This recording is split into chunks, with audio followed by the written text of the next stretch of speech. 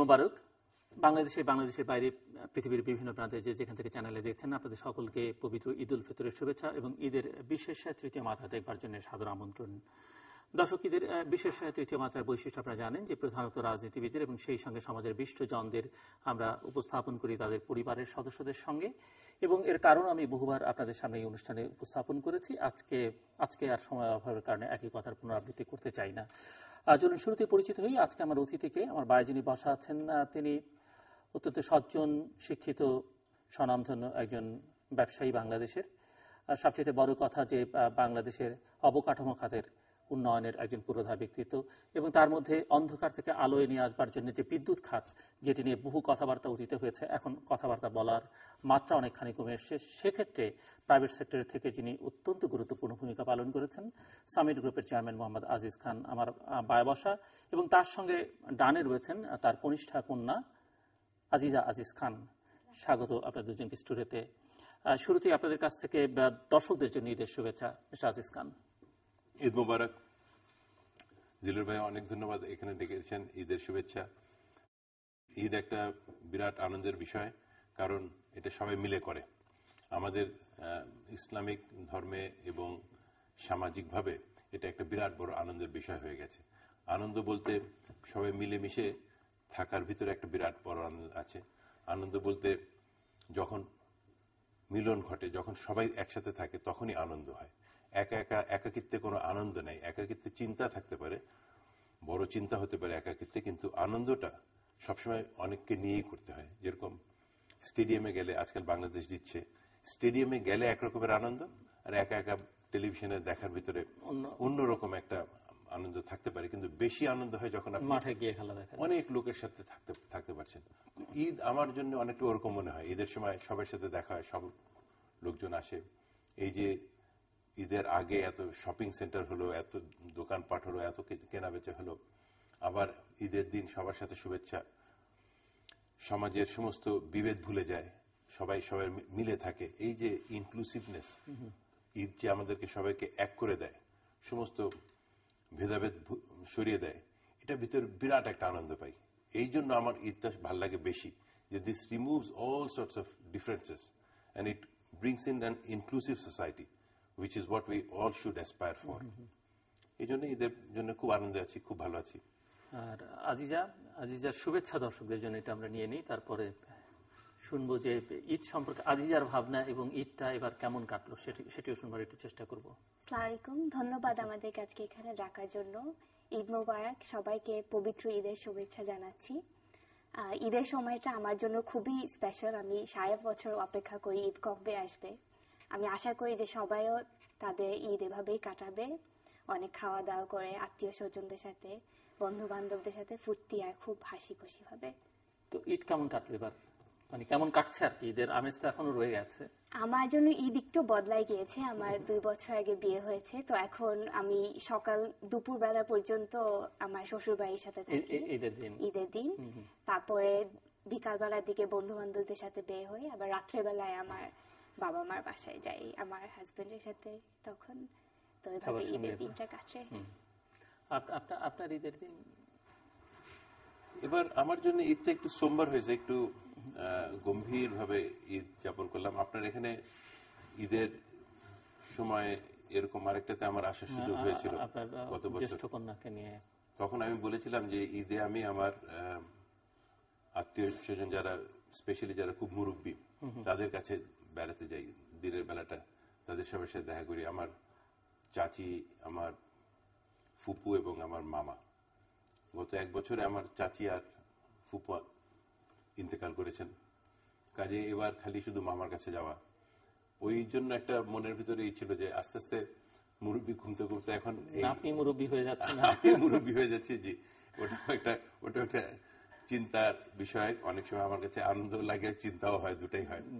But it's a সোমবার ঈদ। আর আজিজা যেটা বললো সেটা তো আত্মীয় স্বজন, আপনাকে আগে যেটা বললাম যে সবার সাথে মিলনে, ছেলে মেয়েদের সাথে। আমরা অনেক দর্শককে বা গত ঈদের সময় আপনি যখন এসেছিলেন আপনার বড় মেয়েকে নিয়ে, আয়েশাকে নিয়ে, তখনও আপনার পরিবার সম্পর্কে অনেকে ধারণা পেয়েছে, কিন্তু নতুন অনেক দর্শক হয়তো আজকে টেলিভিশন সেটের সামনে বসে আছে। একটু আপনার পরিবার সম্পর্কে যদি একটু দর্শকদেরকে ধারণা দেন, আপনার পরিবারে কারা আছে, কে কি করছেন, ইনক্লুডিং আজিজা? আমি তো পরিবার বলতে সবাইকেই বুঝি। আপনি আগের একটা ব্যাখ্যা দিয়েছিলেন পরিবার। আমার পরিবার অনেক বড়, এমনকি আপন পরিবারেও আমরা একটা কোর ফ্যামিলি, তারপর এক্সটেন্ডেড একটা ফ্যামিলি, তারপরে তো সেই অর্থে আপনার পরিবার তো ধরলে সামিটই আপনার একটা পরিবার, হয়তো বাংলাদেশ পরিবার, পৃথিবী পরিবার, পৃথিবীর ভিতরে আছি এবং থাকবো। মানে আমি কোর ফ্যামিলির কথা, কোর ফ্যামিলি বলতে আমরা 7 ভাই সবাই আছেন, সবাই নিজের নিজের জায়গায় খুব ভালো করেছেন, এটা একটা বিরাট বড় আনন্দ। তাদের ছেলেমেয়েরা এখন প্রত্যেকটা 7 ভাইয়ের, যারা আমার ভাতিজা ভাতিজি, নিজের 3 কন্যা, সবাই খুব ভালো করেছে, সেদিক দিয়েও খুব আনন্দ। তো এইভাবে আমরা মিলেমিশে আছি। আমার 2 ভাই বিদেশে থাকেন, আমেরিকাতে থাকেন, অন্য সবাই এখন বর্তমানে ঢাকায় আছেন। সেই হিসাবে ঈদের দিনও আনন্দ, তাছাড়া সবসময় আনন্দ। অফিসেও আমার সাথে আমরা একসাথে 4 ভাই আছি, তো সেই 4 ভাই খুবই আনন্দের সাথে থাকি, খুব ফুর্তিতে থাকি।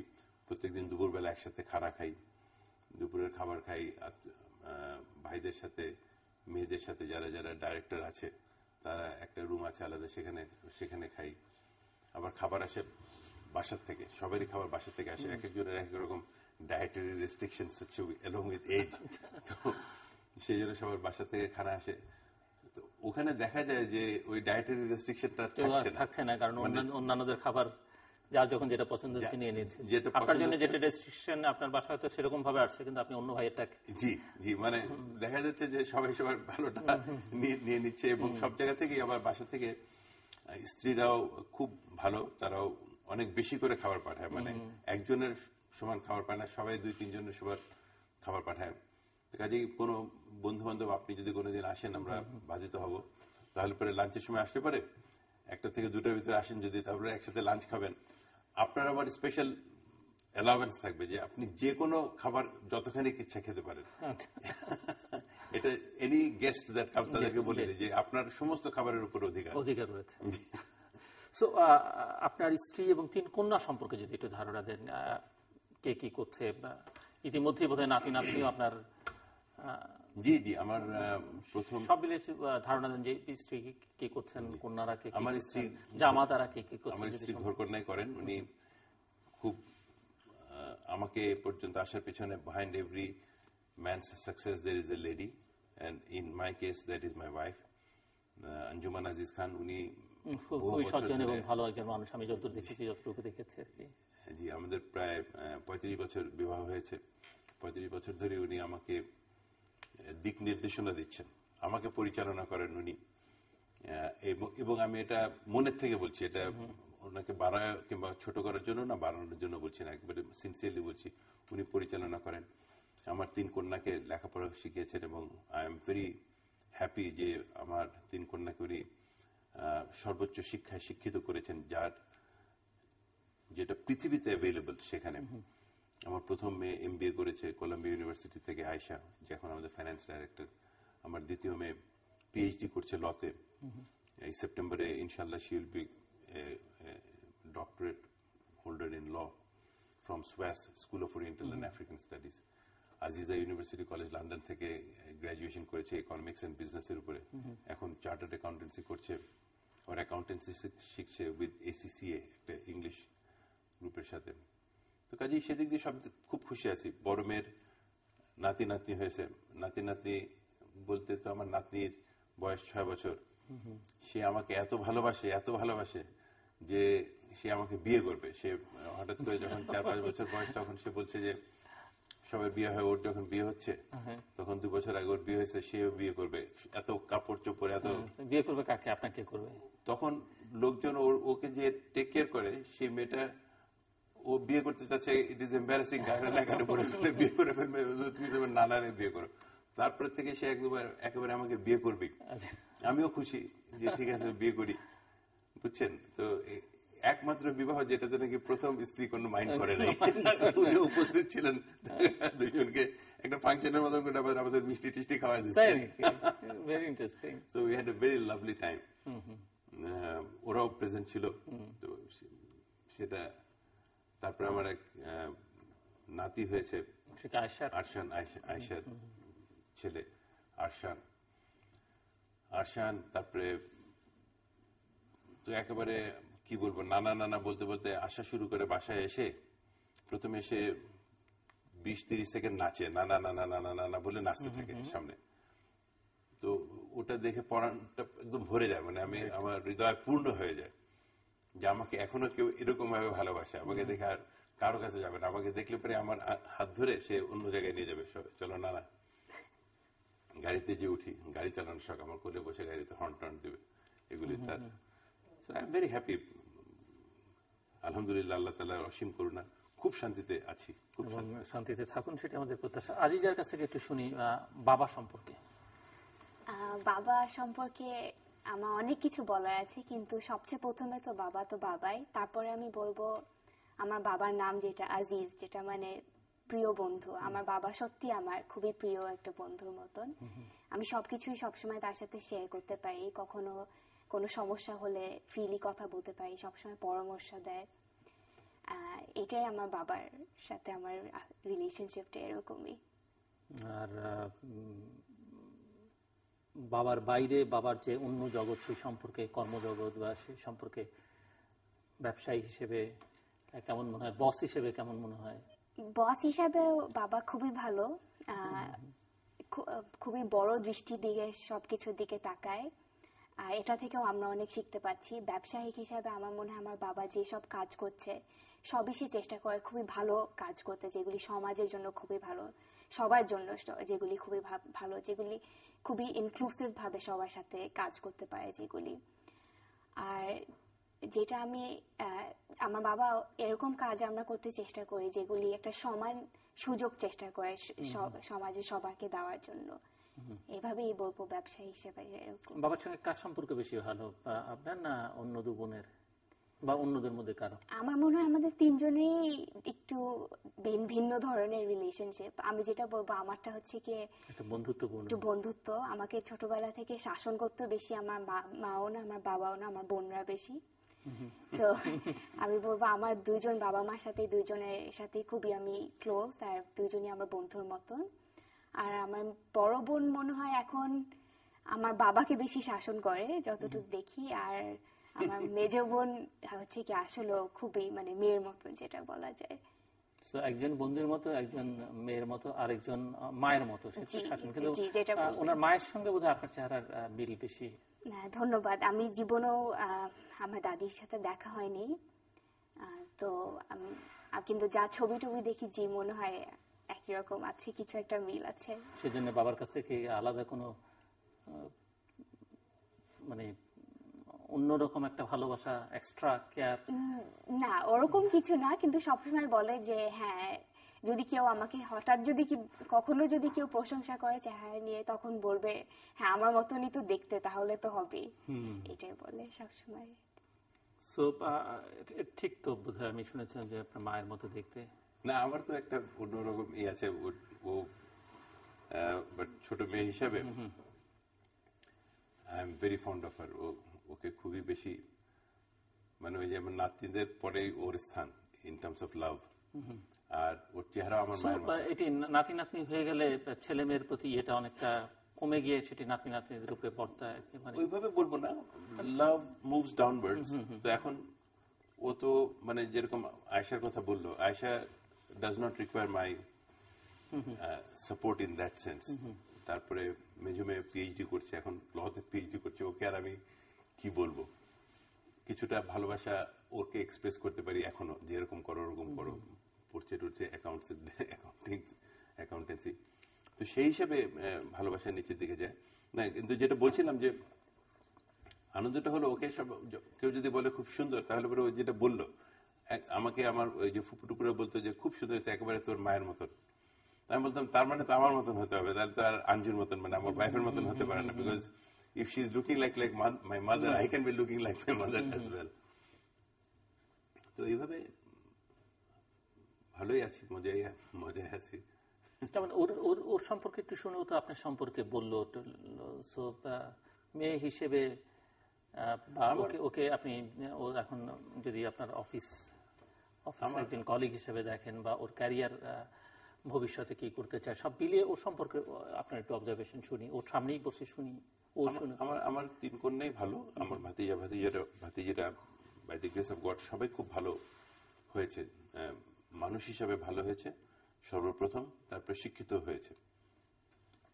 আল্লাহ তাআলা অসীম করুন, সবার শরীর স্বাস্থ্য ভালো। অতএব it's a very big blessings. Aziza specially খুব হৃদয়টা আরো বেশি নরম ওর, অন্য সব বন্ধু থেকে ছোট ছোট। ওই যে বললো যে আমরা দুইজন ওকে সবসময় আদরই করেছি, আমি আর আমার স্ত্রী। হয়তো বড় বোন শাসন করতে পারে, ও যেটা বললো আমি সেটা অবশ্য বিশ্বাস করি না। সবাই ওকে আদর করে। সেদিক দিয়ে she is a recipient of everybody. শাসন তো খারাপ কিছু না, শাসন যদি ভালোর জন্য হয় করলেই না হয়। পিছনে পিছনে করতে পারে, আমার সামনে আমি দেখিনি কোনো শাসন করতে, কিন্তু সেই হিসাবে recipient of lot of love. সেই জন্য ওর মনটাও অনেক নরম হয়েছে এবং ও খুব দিতে পছন্দ করে, সবাইকে ভালোবাসতে পছন্দ করে। আমার মনে হয় আমার মেয়েদের ভিতরে সবচেয়ে বেশি সরল মনের এবং সবচেয়ে বেশি গিভিং মাইন্ডের ওর। সেদিক দিয়ে আমাদের কোম্পানির কর্পোরেট সোশ্যাল রেসপন্সিবিলিটির সাইডেও দেখছে। আবার খুব ফোকাসড মাইন্ডেড, অ্যাকাউন্টেন্সি শিখছে এখন, যেটা বললাম। She is with the audit committee of almost all the companies. সেই হিসাবে আমি দেখেছি যে এসে খুব সুন্দর করে বুঝাতে পারে এবং অ্যাকাউন্টসের দিকে ফোকাসড ভাবে দেখতে পারে। ব্যবসার দিক দিয়ে ওই দিক দিয়ে ভালো। আর এখন বিয়ে হয়েছে, আলাদাভাবে থাকে। প্রথম দিকে আমি ভাবতাম যে এটা কি ব্যাপার, আমার আলাদা থাকবে। ওকে যখন প্রথমে লন্ডনে রেখে আসি ওর লেখাপড়ার জন্য, গ্রাজুয়েশনের জন্য, তখন ওর সাথেই আমি ম্যাক্সিমাম ছিলাম। মানে আমার প্রায় 3 সপ্তাহ ছিলাম, because I couldn't leave. Ayesha আদিবাকে রেখে যখন এসেছি তখন কানতে কানতে আসতে হয় সবসময়। লন্ডন থেকে উঠে প্লেনের ভিতরে এভাবে খবরের কাগজ ধরে যাতে লোকজন দেখতে না পারে আমি কাঁদছি। কিন্তু ওর সময় ছিলাম প্রায় 3 সপ্তাহ ওর সাথে ছিলাম লন্ডনে, কারণ আই কুডন্ট লিভ। ঢাকাতে অনেক কাজ, কিন্তু তবুও লন্ডন ছেড়ে আসতে পারছিলাম না। খুবই কঠিন সময় না? জি। একটু আপনার মায়ের প্রসঙ্গে যখন উঠলো, আমি শুনছিলাম আগে যে আপনি এখনো আপনার মায়ের খাটে, মা যে খাটে ঘুমোতেন সেই খাটে ঘুমান। জি, আমার এটা সৌভাগ্য যে মায়ের খাটে ঘুমাই। কিন্তু আমার মা খুব কম বয়সে ইন্তেকাল করেছেন। উনি 43 বছর বয়সে, যখন আমি MBA পড়ছি এবং ব্যবসা শুরু করে দিয়েছি, অবশ্য 20 বছর 22-23 বছর বয়স হবে, তখন ইন্তেকাল করেছেন ক্যান্সারে। তো আমার ওই MBA, আমি ইভিনিং MBA পড়তাম। MBA করে আসার পরে আম্মা শুয়ে থাকলে পরে কখনো যে আম্মার পাশে শুতাম যে খাটে, because she was suffering from cancer, her movement was restricted, শুয়ে থাকতে হতো বেশি সময়। তো ওনার শরীরে একটু আদর টাদর করে দিতাম, তো খুব খুশি হতেন উনি এটাতে যে আমার পাশে একজন শুয়ে আছে, তার ছেলে। তো রাতে একটু খাওয়া দেওয়ার চেষ্টা করতাম, খেতে যেতেন না শেষের দিকে। তো আমি আম্মা ইন্তেকাল করার পরে খাটটা আমার ছোট ভাইয়ের মেয়ে ফাদিয়া, ও সর্ট অফ ইনহেরিট করে, নট বাই ওরকম এইভাবে, কিন্তু ফাদিয়া খাটটা পায় এবং ফাদিয়ার নামের সাথে আবার আমার মায়ের নাম খালেদা, ওই নামটা আছে। তো শি ইনহেরিটেড দি খাট। তো আমি একদিন স্বপ্ন দেখতেছি যে আমি আমার মায়ের সাথে ওখানে শুয়ে রয়েছি। তো এটা আমি ফাদিয়াকে যখন বললাম, তখন she was very kind, she offer to give me the খাট, যে ঠিক আছে চাচা তাহলে তুমি খাট নাও। তো তারপর থেকে ওই খাটটা আমি পেয়েছি। এখন ওই খাটে শুই এবং ভেরি হ্যাপিলি। এখন আরো শুয়ে থাকতে আরো বোধহয় পিসফুল লাগে মাঝে মাঝে। মায়ের ফিলটা আই ক্যান, এটা অনেক পুরোনো দিনের খাট। মানে my mother probably inherited it from somewhere else. আগের দিনে যে খাট দেখা যায় ওই টাইপের খাট, ওই ধরনের। তো সেই খাটটাতে এখন আছি। Very interesting. আজই যে একটু বাবার সম্পর্কে শুনি, যে বাবার তো অনেক ভালো গুণ আমরা শুনলাম, আমরা জানিও, আমি নিজেও শুরুতে বলেছি। এই ভালোর মধ্যে অনুপস্থিত কোন দিকটা আছে, মানে অ্যাবসেন্স কোথায় লক্ষ্য করা যায়, কি কি নেই বা থাকলে বাবার আরো ভালো হতো, বা বাবার নেগেটিভ দিক আমরা একটু বাবার সামনেই শুনি। আমি যেটা প্রথমেই বললাম, আমার সাথে আব্বুর যে রিলেশনশিপটা, এটা খুব একটা আদরের এবং অ্যাডমিরেশনের রিলেশনশিপ।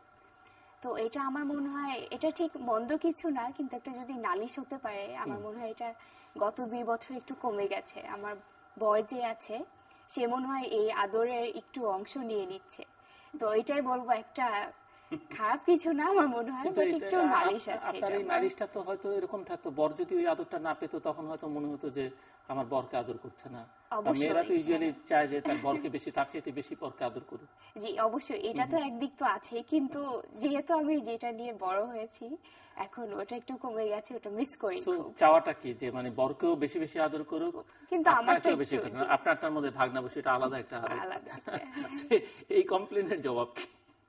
না, ভালোবাসা এমন একটা জিনিস, যত বেশি দিবেন এটা তত বাড়তে বাড়তে থাকে, থাকে। বাড়তে দিস ইজ থাকে। সামথিং ফিলসফিক্যালি অলসো, দিস ইজ ভালোবাসা এবং জ্ঞান। এটা যত বেশি দেওয়া যায়, যেরকম যে শিক্ষক যে জ্ঞান দিচ্ছে তার জ্ঞানের ভান্ডার বাড়ছে। ভালোবাসা, আজিজা বলেছে, কিন্তু আজিজার নাবিদ ওর বর, ওকেও ভালোবাসি। আমার অন্য যে জামাই হিসাম এবং নাশিদ, ওদেরকেও অনেক ভালোবাসি, আদর করি, কারণ তারা আমাকে আব্বার মতনই ভালোবাসে এবং আমার মেয়েদেরকে ভালোবাসে। সেই সুবাদে এক হয়ে গেছে। মানে সামহাও অনেকে যে বলে যে জামাই একটা আলাদা আলাদা, কিংবা আমার মেয়েরাও, যেরকম আমার মেয়ে বললো, she is also very happy with আমাদের শ্বশুর বাড়িগুলো, খুব ভালো পেয়েছি নাকি জানি না, কিংবা ওনারা সবাই একসাথে হয়ে গেছি। ঈদের ভিতরে সবাই বাসায়, আমার বাসাতে রাত্রেবেলা সবাই আসে, ওদের শ্বশুর শাশুড়িরাও আসেন, এবং এই যে যেটা বলছিলাম, মিলনে আনন্দ। আর ভালোবাসা যত বেশি দিব তত ভালোবাসা বাড়বে। সেজন্য as a part of philosophy I would like to love all the people. আপনি দোয়া করবেন যাতে কোনো সময় রাগ না হয়, মারামারি না করি, আর ভালোবাসা দিতে থাকি। বাবা রাগটা করেন না কখনো? আমি কখনো দেখিনি রাগ করতে। আমি বলতে পারবো নিশ্চয়, হয়তো বা মনের ভিতরে যদি কখনো করেও থাকে, ওটা খুব চিন্তা করে, তারপর আমি কখনো এক্সপ্রেশনটা দেখিনি। আমার মাও বলবো না ওভাবে রাগ করে না কখনো। কখনো হয়তো বা কিছু একটা খুব অনুভূতি থেকে বুঝায়, যেভাবে বুঝায় হয়তো বা সেই বুঝানোটা আমাদের ভুল হয়, কিন্তু আমি মনে করি না আমার মা ওভাবে কখনো রাগ করে না। সো আপনার ভবিষ্যৎ পরিকল্পনা কি, মানে ক্যারিয়ার প্ল্যানটা কি? আমি যেটা বললাম যে সামিট গ্রুপে আমরা যে কাজগুলি চেষ্টা করি সবই সমাজের ভালোর জন্য। আর আমি চেষ্টা করব যে এটা আমরা সবসময় করতে থাকি এভাবে কাজ, যেগুলি বেশি ভ্যালিউ অ্যাড করবে আমাদের সোসাইটিতে, যেগুলি থেকে আমরা একজন আরেকজন মানুষকে সাহায্য করতে পারবো। আর এটা তো একদিকে, এটা তো ব্যবসায়িক দিক থেকে, কিন্তু তার পাশাপাশি আমার মনে হয় আমাদের যেটা বিশেষ করে বাংলাদেশে দরকার, সিএসআর এর খুব একটা জরুরি দরকার আছে। আমরা যে কাজগুলি করি আমার মনে হয় সবই সোশ্যাল বিজনেস, সবই সমাজের ভালোর জন্য, কিন্তু তারপরেও দেখা যায় সমাজে জি যারা একদম হতদরিদ্র, যারা পুয়ারেস্ট অফ দ্য পুয়ার, তারা কিন্তু তারপরেও বিদ্যুৎ পাচ্ছে না, পোর্টের যে বেনিফিট সার্ভিসেস গুলি এগুলি পাচ্ছে না। তো আমি চেষ্টা করব যে সিএসআর এর মাধ্যমে তাদেরকেও যদি আমরা সাহায্য করতে পারি কোনোভাবে। সো এই জায়গাটাতেই থাকার ইচ্ছে আগামী দিনগুলোতে? জি, আমার ইচ্ছা আছে সামিটের সাথে আমি আগামীতে থাকবো। এমনিতে এই যে বাংলাদেশের বিজনেস এনভায়রনমেন্ট নিয়ে নানা রকমের প্রশ্ন, নানা রকমের কথাবার্তা আছে, অনেকে অসন্তোষ প্রকাশ করেন দেশের ভেতর থেকে বাইরেও। যখন বাইরের বিভিন্ন স্টাডি আমরা দেখি যে এখানে আসলে ওই অর্থে এনভায়রনমেন্টটা খুব একটা ইতিবাচক নয়। সো আপনাদের কি মনে হয়, বা আপনার কি মনে হয় যে এখানে বিজনেস করবার জন্য, যদিও সামিট অত্যন্ত সফল একটি প্রতিষ্ঠান এবং ভালো করছে, এখানে থেকে হয়তো আমি জানি না কতটা এটা বোঝা সম্ভব, তারপর নিশ্চয়ই অন্যান্য ব্যবসা বাণিজ্য বা বাইরের দিকগুলো দেখা বা শোনার সুযোগ হয়, কি মনে হয় আপনার কাছে? আমি তো মাত্র ব্যবসায় জয়েন করেছি গত 3 বছর ধরে। তো এই সময়টার ভিতরে আমার মনে হয় যে কোনো জায়গায়, সব জায়গায় কিছু চ্যালেঞ্জেস ফেস করে। বিশেষ করে তরুণ হিসাবে আমরা যখন জয়েন করি তখন আমরা অনেকই চ্যালেঞ্জেস ফেস করি, কিন্তু এটা আমার মনে হয় না খালি বাংলাদেশের ক্ষেত্রে, আমার মনে হয় ভিন্ন ভিন্ন দেশে একটা ডিফারেন্ট টাইপ অফ চ্যালেঞ্জ থাকে। কিন্তু আমাদের তো এটাই আমাদের কর্তব্য যে আমরা যখন কাজে আসি, আমরা যখন একটা ব্যবসায়িক প্রফেশনাল জীবনে চলে আসি, তখন আমার মনে হয় আমাদের দায়িত্ব হচ্ছে কি এই চ্যালেঞ্জেস গুলি ওভারকাম করব কিভাবে, সাহসটা কিভাবে রাখবো, মানে সবার সাথে সুসম্পর্ক রেখে কিভাবে সাহসী হয়ে সবার জন্য সম্মান রেখে কিভাবে আগাবো, এটাই আমি মনে করি আমার নিজের পার্সোনাল পয়েন্ট অফ ভিউ থেকে। কিন্তু যেটা আপনি বলছিলেন বাংলাদেশের ব্যবসায়িক এনভায়রনমেন্টটা কেমন, আমি যতটুকু দেখেছি আমার মনে হয় এটা খুবই পজিটিভ। যেখানে একটু কিছু অবকাঠামোর যেখানে একটু ল্যাকিং আছে, আমার মনে হয় সেখানে আমরা খুবই তাড়াতাড়ি গ্যাপটা পূরণ করতে পারছি। রিসেন্টলি আমরা যা যা সব ডেটা দেখছি, এগুলি তো বাংলাদেশে আমরা খুবই এগিয়ে যেতে পারছি, খুবই তাড়াতাড়ি আমরা মুভ ফরওয়ার্ড করছি, এই গ্যাপটা খুবই তাড়াতাড়ি ক্লোজ করতে পারছি। আজিজ খান, একটা প্রজন্ম বাংলাদেশকে স্বাধীন করেছে, আরেকটা প্রজন্ম, আমরা যদি আপনাদের কথা বলি যে বাংলাদেশকে সামনের দিকে এগিয়ে নিয়ে যাওয়ার জন্য নিজেরা নিজেদেরকে তৈরি করেছেন, প্রচুর স্ট্রাগল করেছেন, নানা রকমের চড়াই উত্তরের মধ্য দিয়ে নিজেরা সফল হয়েছেন, দেশকে এগিয়ে নিয়ে গেছেন। এখন এই যে এখন বাংলাদেশের নিম্ন মধ্যমায়ের দেশে পরিণত হয়েছে, আমরা স্বপ্ন দেখছি কিছুদিন পরে হয়তো উচ্চ মধ্যমায়ের দেশ, তারপরে প্রধানমন্ত্রীও বলছেন যে এটি উন্নত আয়ের দেশে বাংলাদেশ পরিণত হবে 2041 সালে। সেই সব জায়গাতে যাবার জন্য যে ধরনের প্রস্তুতি দরকার, যে ধরনের নেতৃত্ব দরকার অর্থনৈতিক ক্ষেত্রে, রাজনৈতিক ক্ষেত্রে, আপনি সেটি তো আপনাদের প্রজন্মের পরের যে প্রজন্ম বা আপনার কন্যারা আছেন বা তাদের প্রজন্ম, তাদেরকে হয়তো সেখানে ড্রাইভিং ফোর্স হিসেবে কাজ করতে হবে। তা আপনি কি মনে করেন কিনা যে তারা নিজেরা আসলে কতটা নিজেদেরকে তৈরি করতে পারছেন এবং তাদের জন্য যে এনভায়রনমেন্টের দরকার, কারণ তাদের লেখাপড়া বাইরে ভিন্ন পরিবেশে ভ্যালুসগুলো ডিফারেন্ট, হয়তো আমি আপনার প্রজন্ম, ইভেন আমি হয়তো আমার প্রজন্মের কথাও বলবো, তার চেয়ে ভ্যালুস তাদের অনেক ডিফারেন্ট, এবং তাদের জন্য যে একটা উপযোগী পরিবেশ তৈরি করে দেবার জন্য আপনারা আপনাদের প্রজন্মের মানুষেরা কি করছেন এবং তারা নিজেদেরকে প্রস্তুত কতটা করছে, বা যে চ্যালেঞ্জেস গুলোর কথা বলছে তার কথায় মনে হয়েছে যে সেই চ্যালেঞ্জটা নিতে তারা প্রস্তুত, কিন্তু বাস্তবে হয়তো করতে গিয়ে হয়তো আজিজা টিকে যাবে, আরেকজন টিকবে না, বা বলা মুশকিল। ভবিষ্যৎ তো কেউ বলতে পারে না, ভবিষ্যৎ কেউ বলতে পারে না, যেটা বর্তমানকে দেখে একটা গেস করা যেতে পারে ভবিষ্যতের দিকে। বাংলাদেশ তথা ইন্ডিয়ান সাবকন্টিনেন্ট সবচেয়ে বড় যেটা পেয়েছে সেটা হলো ওদেরকে এই নতুন প্রজন্ম, ডেমোগ্রাফিক ডিভিডেন্ড যেটা বলা হচ্ছে। তো সেই ডেমোগ্রাফিক ডিভিডেন্ড এখন কোন দেশ কিভাবে ব্যবহার করবে কিংবা সামগ্রিকভাবে কিভাবে ব্যবহৃত হবে, এই ডেমোগ্রাফিক ডিভিডেন্ডের সাথে তাদের একটা বিরাট ক্ষমতায়ন হয়েছে, সেটা হলো ইন্টারনেট এবং ইনফরমেশন টেকনোলজি। এই যে ডিজিটাল বাংলাদেশ বলা হচ্ছে কিংবা আইটি বলা হচ্ছে, কম্পিউটিং এর যে ক্যাপাবিলিটি, আজকে যেই মেটা ডেটা কিংবা ডেটার কথা হচ্ছে, এগুলো সব তাদের হাতে। আমার এই মেয়ে, ওর সাথে যখন আমি কোনো কথা বলি, একটা জিনিস বলি যে মাম এটা দেখো তো কি হবে, within 1 minute she's telling me on her telephone she has googled the thing and has a viewpoint. এই সম্বন্ধে একটু কথা বলবো, জিল্লুর ভাই সম্বন্ধে একটু জেনে দাও তো, আপনার থেকে বেশি জেনে যাবে within 5 minutes about জিল্লুর সাহেব। তাই না? এই যে capacity, it is a huge capacity, knowledge has come on your fingertip. আগে যেটা আমরা বলতাম যে বড় বড় বিরাট বড় জ্ঞানীদের সম্বন্ধে কথা বলা হতো, সেই জ্ঞান তো এখন she is as learned as any past human being, because তার লার্নিংটা অ্যালবার্ট আইনস্টাইনের সম্বন্ধে পড়তে চলে, ও অ্যালবার্ট আইনস্টাইনের থিওরিগুলি আপনার এখানে বসে যদি আপনি অ্যালাউ করেন তাহলে পরে বের করে দিতে দেবে যে this are the theories of Albert Einstein. এই যে হিউজ এনেবলার, এটা যে পৃথিবীকে কোথায় নিয়ে যাবে। আর তার সাথে আমাদের মতন দেশে আগে যেটা অসুবিধা ছিল, ইউরোপে যখন সবাই শিক্ষিত হয়ে গেছে, আমেরিকায় যখন সবাই শিক্ষিত হয়ে গেছে, তখনও এশিয়ার লোক শিক্ষিত হয়নি। আমাদের শিক্ষার হার খুব কম ছিল। এখন সেই শিক্ষার হারটা কিভাবে বাড়ছে? যতগুলো লোকের হাতে এখন টেলিফোন আছে, বলা হচ্ছে 12 কোটি লোকের হাতে টেলিফোন আছে 16 কোটির ভিতরে, তারা 1 2 3 4 লিখতে পারে। তারা আজকাল SMS এর জন্য ইংরেজি অক্ষর শিখে গেছে। আপনার হাতে যদি 24 ঘন্টা ABCD থাকে, 1 2 3 4 থাকে। আমরা যখন প্রথম কলেজ কিংবা ইউনিভার্সিটিতে পড়েছি তখন বলেছে সাক্ষরতা মানে নিজের নামটা লিখতে পারা। আমার নাম আজিজ, এটা যদি আমি লিখতে পারতাম তাহলে পরে বাংলাদেশে তখন বলা হয় যে এই লোকটা স্বাক্ষর, কিংবা খবরের কাগজের হেডলাইনটা পড়তে পারলো। এখন তো আমাকে SMS করছে, সবাই SMS করছে। এই যে হিউজ, এই যে 16 কোটি জনগণ যখন শিক্ষিত হয়ে যাবে, তখন অর্থনৈতিক তো দূরের কথা, কোন রকম বিভেদ থাকবে না। তো আরেকটা বিভেদ কি, আগে বিভেদ ছিল পাকিস্তান ভারত, ভারত বাংলাদেশ, একে অপরের প্রতি অবিশ্বাস ছিল। কেউ কারো ট্রাস্ট ডেফিসিট ছিল। এখন এই যে কন্টিনিউয়াস ইনফরমেশনের জন্য এবং সবাই শিক্ষিত হওয়ার জন্য এবং সবাই ধনী হয়ে যাবার জন্য বিশ্বাস বেড়ে গেছে। আজকে বাংলাদেশের সাথে ইন্ডিয়ার যেই আগে টানাপোড়েন ছিল, বাংলাদেশের লোকরা যে টানাপোড়েনের কথা ভাবতো যে ইন্ডিয়া এটা করবে ওটা করবে, এখন বাংলাদেশের 99% লোক মনে করে যে ইন্ডিয়া আমাদেরকে দখল করবে না। এটা সবার মনের ভিতরে এসে গেছে।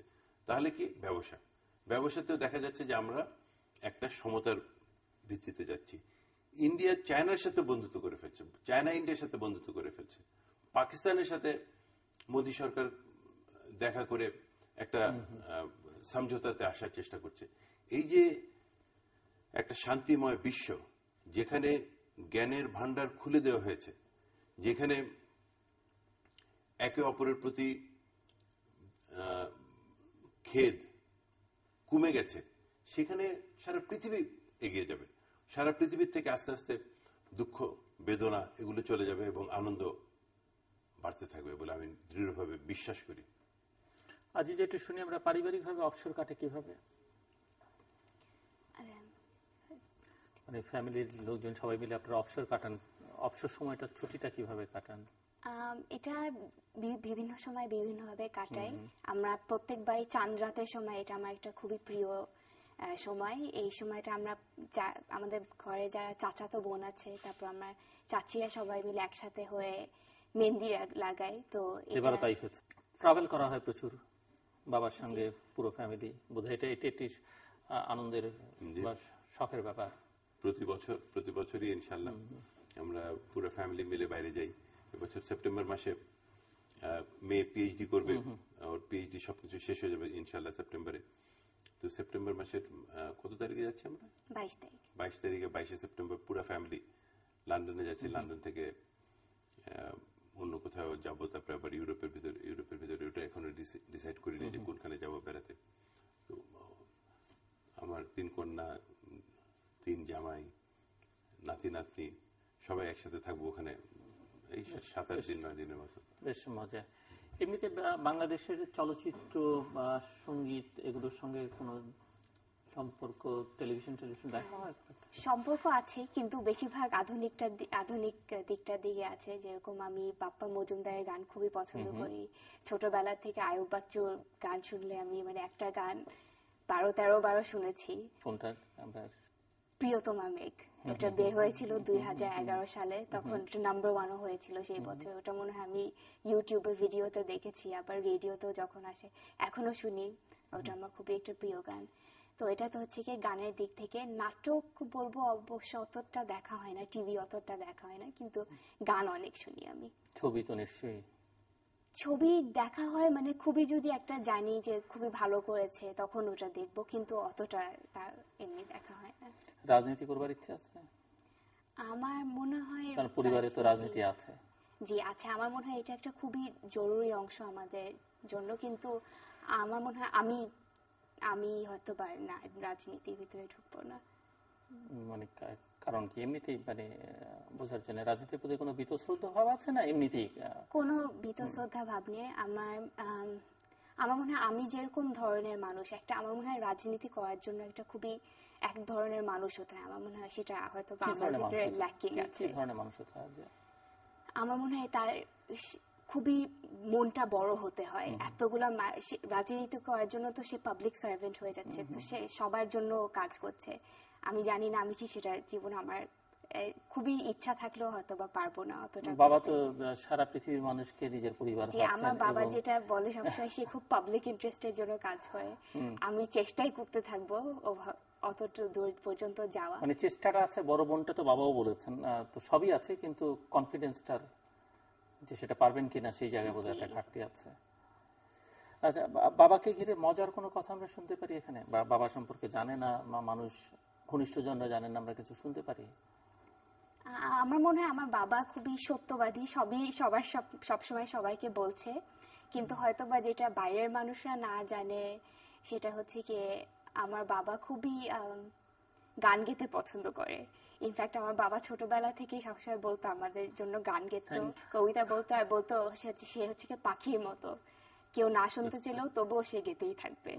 তো এটা বলবো আমার বাবার একটা না, কিন্তু এখানে আমার মনে বুঝতে হয় হবে, কেউ- চমৎকার তথ্য সে দিল। আপনার অনেক কৃতজ্ঞ আজিজার কাছে আজকে জিল্লুর ভাই, যে এখানে বুঝতে হবে আয়েশা আমি এই হলাম তথ্যটি দেয়নি পাখির এবং- মতন, কাকু কিন্তু একটা পাখি, বুঝছেন? আমি গান গেলে পরে ওরা পছন্দ করতো না বলে আমি বলতাম, আমি গান গেলে পরে ওরা বলতো যাবো তুমি আর কত গান বাজাবা। না, আমরা পছন্দ করবো এবং কোটি কোটি দর্শক দেখবে, কেউ না কেউ তো পছন্দ অবশ্যই করবে, কেউ না কেউ তো অবশ্যই পছন্দ করবে। আর বাবার এর বাইরে আর কোনো বিশেষ গুণ বা? আমার মনে হয় আমার বাবার সবচেয়ে বড় গুণ হচ্ছে কি তার যে যে ভালোবাসাটা আছে সবার জন্য, আর তার যে ডিজায়ারটা আছে ভালো করার জন্য, এটাই আমি বলবো আমার বাবার সবচেয়ে ভালো গুণ। তার পাশাপাশি এমনি দৈনিক জীবনে যেটা বলবো আমি আমার বাবার খুব পছন্দ করি, সেটা হচ্ছে কি সে খুবই টাইম মেনটেন হয়তো বা অতটা করে না, কিন্তু সে সবার অন্য মানুষের সময়কে খুবই রেসপেক্ট করে। যে এটা আমার মনে হয় আমি এটা খুব চেষ্টা করি আমার বাবার থেকে শিখতে। এমন কিছু আছে বাবার যেটা না থাকলে ভালো হতো? না, সবই ভালো, এমন কিছু বাবার নাই। দিকে তাকে না না, এটা তাকাতেও হবে না। সো একটু এখন আমরা একটু শুনি যে আসলে বাংলাদেশকে ঘিরে এই তরুণ প্রজন্মকে সামনে রেখে আপনি স্বপ্ন কি দেখেন, বা আপনার একটু স্বপ্নের কথা শুনতে চাই আপনার কাছে, একজন সফল মানুষের কাছ থেকে। নিশ্চয়ই তরুণ প্রজন্মের অনেকেই দেখছেন অনুষ্ঠানটা। দেখেন, বাংলাদেশের কিছুদিন আগে বাংলাদেশের সবচেয়ে বেশি দুঃখ পেয়েছি আমি, I was almost having a heart attack, যখন সিলেটে একটা ছেলেকে পিটিয়ে মেরে ফেলা হলো। তখন আমি ওটা এটিএন নিউজে দেখে বুকের ভিতরে ব্যথা করে একদম মানে তো এই যে হিংস্রতাটা, এটা আমাদের বাংলাদেশের যত তাড়াতাড়ি চলে যাবে তত তাড়াতাড়ি বেড়েছে মনে হয় আপনার কাছে? আমার মনে হয় বাড়ে নাই, আমার মনে হয় ইনফরমেশনটা অনেক বেড়ে গেছে। ওখানে যেহেতু আজকাল প্রত্যেকটা টেলিফোনে ওটা হয়তো ওরকম আগেও হতো, কিন্তু আমরা দেখতে পেতাম না। এখন এই যে ট্রান্সপারেন্সির টাইম এসে গেছে, কিংবা সময় সবকিছু দেখতে পাচ্ছি ইনস্ট্যান্টলি, এটার মাধ্যমে বাংলাদেশের যেই উইকনেসটা আছে সেটা হলো হাউ শুড আই সে, কিছুটা হিপোক্রেসি আছে বাংলাদেশের ভিতরে। এই হিপোক্রেসিটা যদি যত তাড়াতাড়ি চলে যাবে তত তাড়াতাড়ি আমরা অনেক উপরে উঠে যাব।